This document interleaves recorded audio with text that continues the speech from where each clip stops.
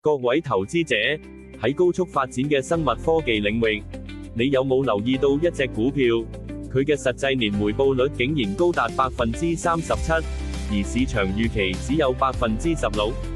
今日，我哋就嚟深入探討 Eli Lilly 股票代碼 LLY 呢個顯著嘅領先，會唔會係一個唔容錯過嘅巨大投資機會，等待我哋深入發掘呢？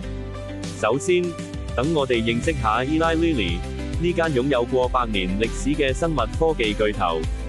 佢以全球領先嘅醫藥創新能力聞名，市值高達9000幾億美元，主要產品集中喺糖尿病、腫瘤同免疫學等關鍵領域。呢個龐大嘅規模同深厚嘅研發實力，係佢喺行業中屹立不倒嘅基石。Eli Lilly 嘅投資表現，簡直令人眼前一亮。佢嘅實際年化回報率高達37%，遠遠超過市場預期嘅16%，足足高出1倍多。無論係對比整體市場定係同行業，佢都展現出持續嘅領先優勢，為投資者帶嚟可觀嘅阿爾法回報。驅動呢種卓越表現嘅，係 Eli Lilly 穩健嘅財務增長。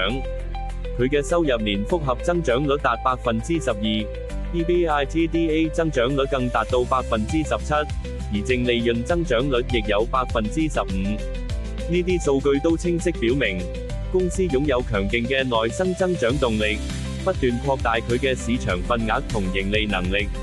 Eli Lilly 喺糖尿病、腫瘤同免疫學領域嘅創新，係佢持續領先嘅核心。透過不斷嘅研發投入，佢推出咗多款突破性療法，滿足咗全球未被滿足嘅醫療需求。呢啲創新產品線，為公司嘅未來增長提供咗堅實嘅基礎同巨大潛力。然而，成功往往伴隨着挑戰。Eli Lilly 目前嘅市盈率高達50.26倍，市淨率亦有38.6倍，估值顯然唔低。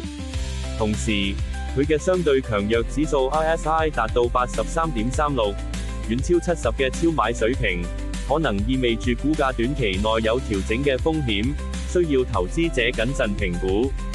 從財務健康角度睇，公司嘅負債權益比近年有所上升，嚟到2.36，顯示槓桿水平增加。而佢嘅自由現金流對淨收入比率，喺過去1年曾出現負值，雖然最近回升，但仍需觀察其穩定性。呢啲都係值得投資者密切關注嘅財務細節。